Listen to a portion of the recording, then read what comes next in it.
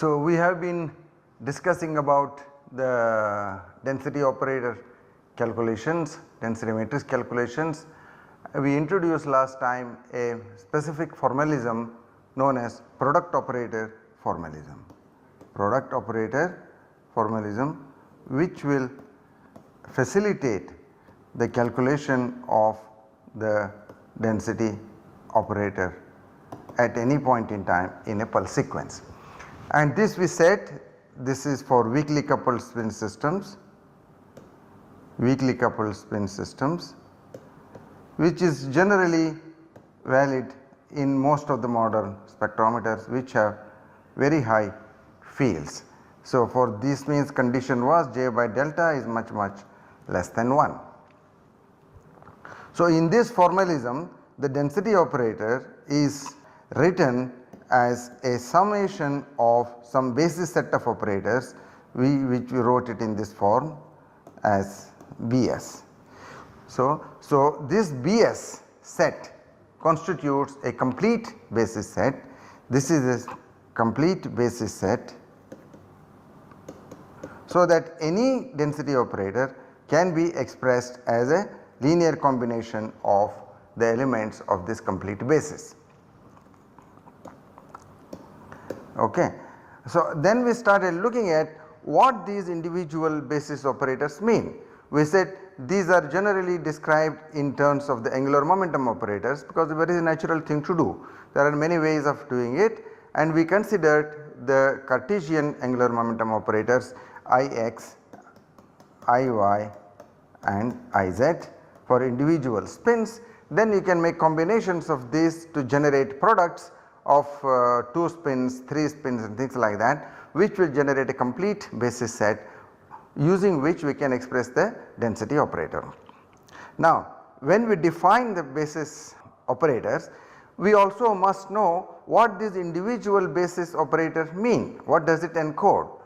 So, if we want to take the complete matrix, the rho as a complete matrix, as some huge matrix by n matrix or whatever that this thing is, and which elements are occupied by the particular basis operator.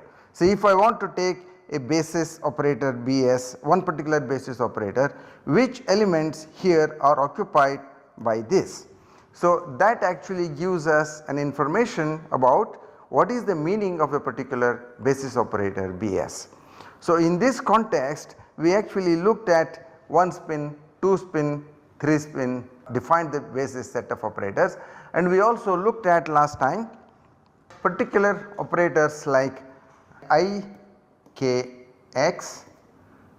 okay, and Ilx for 1 spin system and also for a 2 spin system. And what does it represent? What does Ikx represent in this density matrix? So, we said okay, this will represent in phase magnetization of K spin, in phase magnetization of K spin. Likewise, it is this, if you look at the elements here. So, we had this one here, one here, this had one here and one here. So, this actually gives the in phase magnetization of the L spin. So, for the 2 spin system, and this is the 4 by 4 matrix. In the individual case of 1 spin system there will be 2 by 2 matrices, for a 2 spin case it will be 4 by 4 matrices, but we can represent the individual K magnetization or the L magnetization in the 4 by 4 matrix itself to draw a meaning out of that one. And similarly for a 3 spin system also we wrote what does a Kx would mean in a 3 spin system of KLM, and this will be 8 by 8 matrix, and obviously it will occupy 4 elements here. The Kx, if I have a KLM which is, they are coupled like this, K here, L here and M here, if all of them are coupled then each one of them is a doublet of a doublet. So, there will be 4 lines for each one of those, and these 4 lines will occupy 4 elements in this complete density operator. And we saw that they will all have the same signs, and we will have for the each Kx, Lx and Mx there will be 4 different positions occupied here, 4 different positions on this side and 4 positions on this side occupied to represent the in phase magnetizations of the K, L and M spins. So now we go forward from this. So far we are considering only one spin elements in a multiple spin systems. Now we look at the products of the operators. So how do we do that, and that is what we are going to do today. So let us consider the particular element which we represent as 2IKX ILZ. Okay. So what it means, I have this is now a 2 spin product, so of IKX and ILZ, K and L refer to the 2 spins. How do we calculate the matrix representation of this? So we take the matrix of Kx here, and remember these are for the individual spins. So therefore since these are 2 independent and separate spins, we have to take the direct product. If this is K spin and this is the L spin, and we have the direct product of the K spin and the L spin, the X is 0 1 1 0 and the Z operator for the single spin is 1 0 0 minus 1. So and now to generate a 4 by 4 matrix, we have to take the direct product of these 2 matrices. So therefore at the place where there is a 1, I get this entire matrix here 1 0 0 minus 1. Here again where there is 1, I get 1 0 0 minus 1, and the other 4 elements will be 0 because you have a 0 here and a 0 here. You multiply 0 by 0 this entire matrix, you get 0 here and a 0 there. Now you notice here these ones represent the single quantum coherences. So if you recall the energy level diagram, that will tell you, we will see that in the next slide, and we will exactly know how these ones mean single quantum coherences. So these ones are for the 2 spin system, we have 4 energy levels as we have mentioned, and these ones must correspond to those 4 energy levels. This is indicated here explicitly. So we have here the 2IKX ILZ, the same matrix represented here, and the 4 energy levels of the 2 spin system are alpha K alpha L, alpha K beta L, beta K alpha L and beta K beta L. These are the 4 states, and therefore these 4 states are 1 2 3 4 on this side and 1 2 3 4 here, and therefore I can write these 4 energy states on the top here. This is alpha alpha, alpha beta, beta alpha and beta beta, and here also alpha alpha, alpha beta, beta alpha and beta beta. So now you see, so what these elements are. So we have this transition, this is the 1 3 transition, which means this is 1 to 3, this is 1 is here, and that is the 1 3 transition here, and this is the K transition. K is flipping from alpha to beta and L is remaining the same as alpha. So this is the K transition, right. So therefore we say it is one of the component of the X magnetization of K, and this one is the other transition which you are seeing, because it is the element which of the density operator which it has occupied is 2 4, and the 2 4 is this. So and this again is alpha K to beta K, and so we have here element minus 1 here. But notice one thing, that these two have opposite signs, this one is plus 1 and this one is minus 1. So to represent that, we put it arrows in this manner. If I put 1 to 3 as a positive arrow here to represent positive signal here, then the 2 4 I represent by a negative sign. This is only a representation to convey the meaning as to what we are trying to say.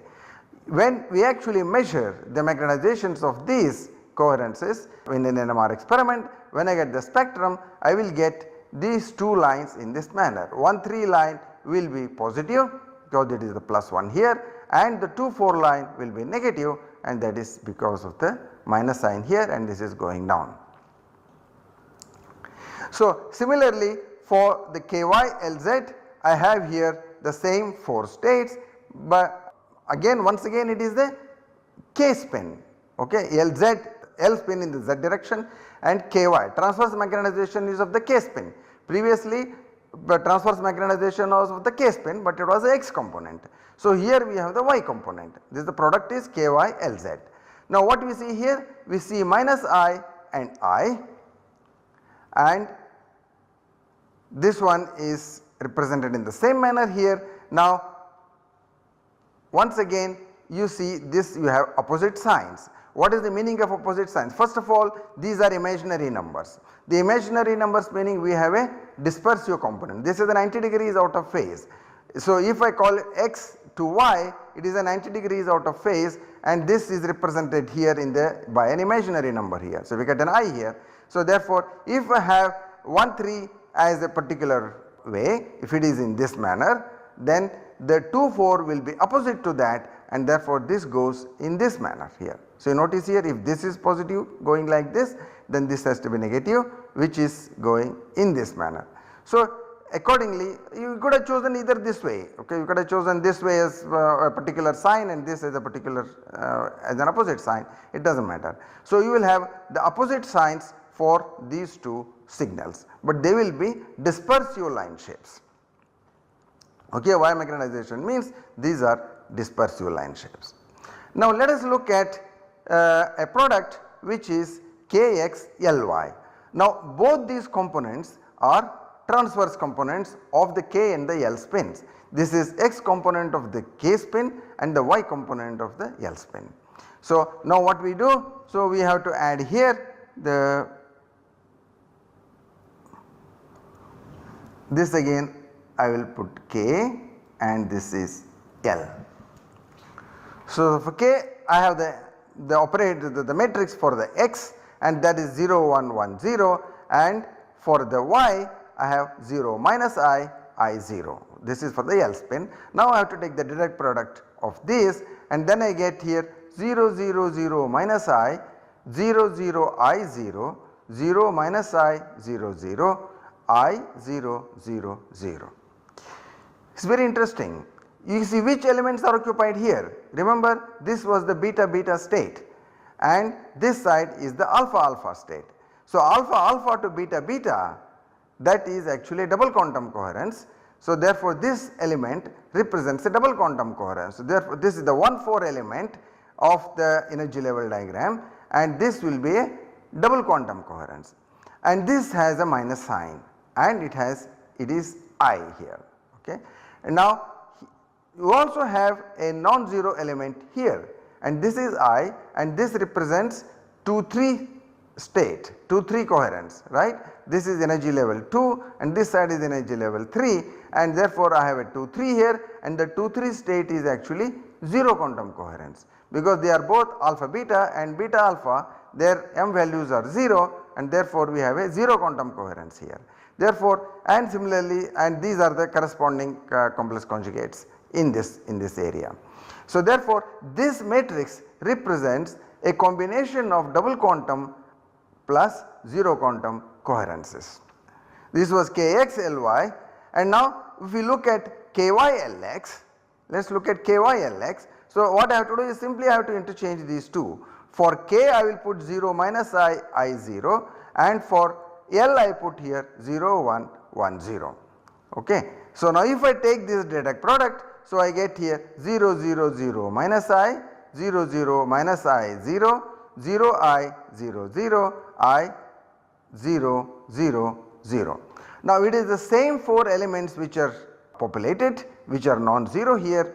The difference however is that these are minus I here, and these are correspondingly II. So therefore there is a sign difference between these two. If this were to represent dq plus zq, then this will represent one of the elements is changed to minus sign, so we call it as dq minus zq. So double quantum minus 0 quantum coherence for this element. So 2KYLX represents dq minus zq. Both of them of course are combinations of double quantum and 0 quantum coherences, but they have different signs, and therefore in this case I have dq plus zq, here I will have dq minus zq. So now what I do? So I have here the same elements represented here, 2IKXLY, I put the same matrices here. So I have 0 0 minus I, 0 0 I 0, 0 minus I 0 0, I 0 0 0, this is a dq plus zq, and I put here dq minus zq. Now I take an addition of these two, I take a sum of these, because in a density operator when we are doing, it may be that you will have combinations of basis operators. It cannot be that you will only have one of them as your density operator. So your density operator, remember, is a summation of the various basis operators. So if I take a combination of these two, kx ly and ky lx added over here, then what do I get? I get here minus I get here I, and all the others are 0. That means I get pure double quantum coherence. So this is the unique way of getting pure double quantum coherence, and this is, see, because it is minus I here, we call it as y.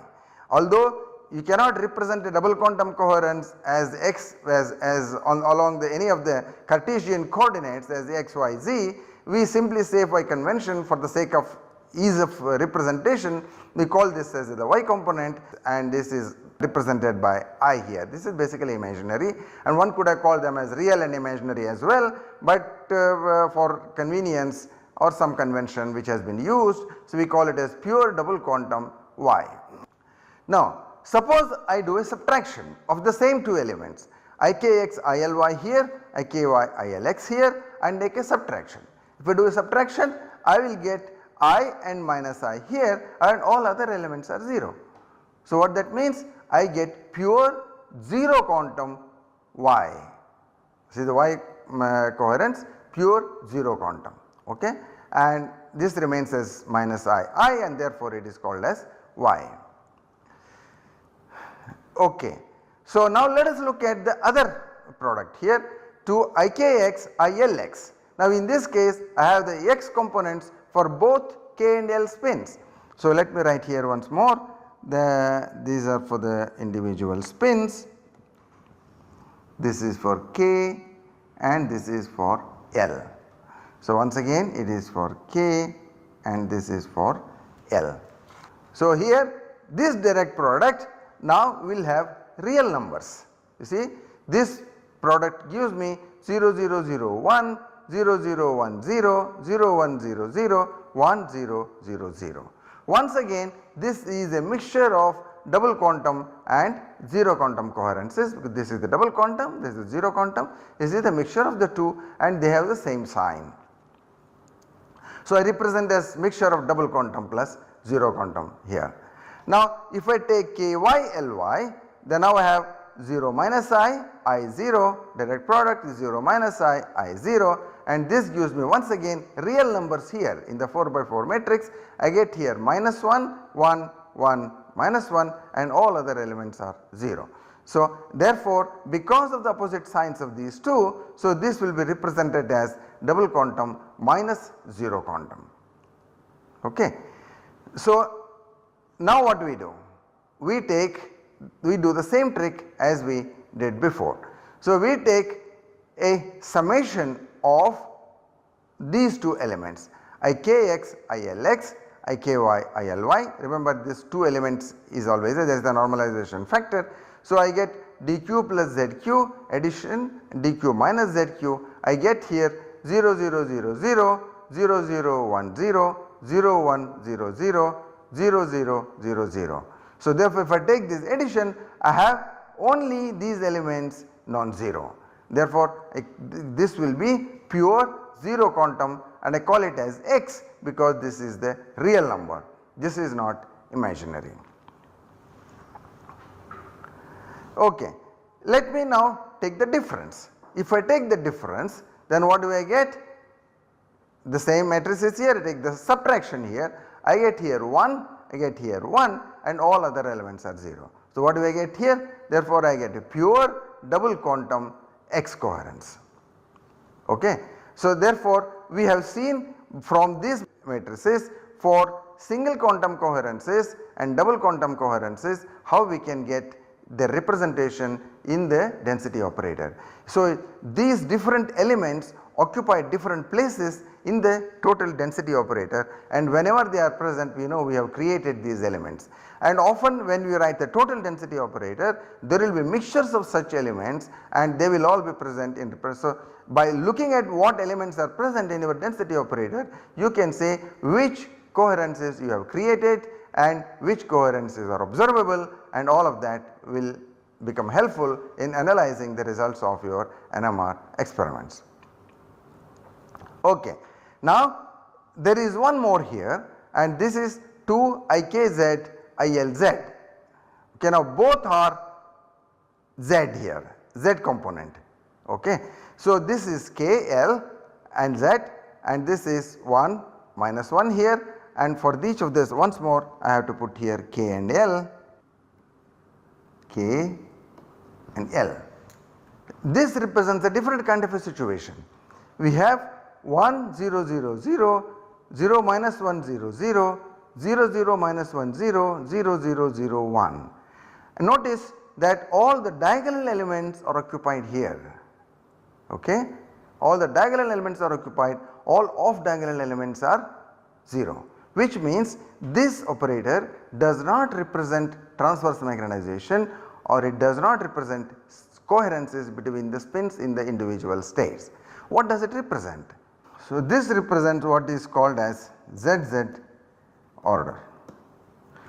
Notice, while this has to do with the populations, this is not the Z magnetization of any of the particular spins. If you remember, for the Z magnetization for a 2 spin system, if we were to write IKZ plus ILZ, this was the representation for the total Z magnetization of the 2 spin system, and this was simply 1 and minus 1 here, and all other elements were 0. And so this was IKZ plus ILZ representing the total magnetization, total population difference between the two for the 2 spins, and that was contributing to the total magnetization. But here there is some sort of a correlation between the populations of the K and L spins, and therefore we call it as ZZ order. This must be distinguished from the Z magnetization of the 2 spin system. Okay. Yeah. So now to summarize all of this, so what we have is, thus the basis operators give a physical insight into the spin system, because we have seen what the individual operators are, how they are represented in the density operator, which elements do they represent, and that gives us an indication into what these the individual basis operators represent, and which is easy to calculate. Okay. IZ operator represents the populations and the Z magnetizations. IX and IY operators in a multi-spin system represent in phase single quantum coherences along the X and Y axis respectively. Okay. And now we saw here today 2IKX ILZ, 2IKY ILZ represent single quantum coherences of K spin antiphase with respect to L along the X and Y axis. So notice once again the Kx LZ and Ky LZ. So therefore they are both K magnetizations antiphase with respect to the spin L, because that is in the Z, but these represent the real and imaginary component, or the X and the Y axis respectively. Similar interpretations hold good for the L spin single quantum coherences. For instance, if I had ILX IKZ and ILY IKZ, then they would represent the L spin single quantum coherences. Then we looked at 2IKX ILY, the 2 spin products with both transverse components, and 2IKY ILX, 2IKX ILX, 2IKY ILY, all of these represent mixtures of double quantum and 0 quantum coherences, and suitable combinations of these represent pure double quantum and single quantum coherences. And we have the X components and the Y components represented here as well, but that is a kind of a convention. You cannot actually draw a double quantum and 0 quantum coherence on the Cartesian axis. And then we said, if we take a 2IKX ILX plus 2IKY ILY represents X component of 0 quantum coherence, 2IKX ILY minus 2IKY ILX represents Y component of 0 quantum coherence, and then 2IKX ILX minus 2IKY ILY represents X component of double quantum coherence, 2IKX ILY plus 2IKY ILX represents Y component of double quantum coherence. And then the 2 IKZ, ILZ represents 2 spin ZZ order. This has to be distinguished from the Z magnetization as I indicated before.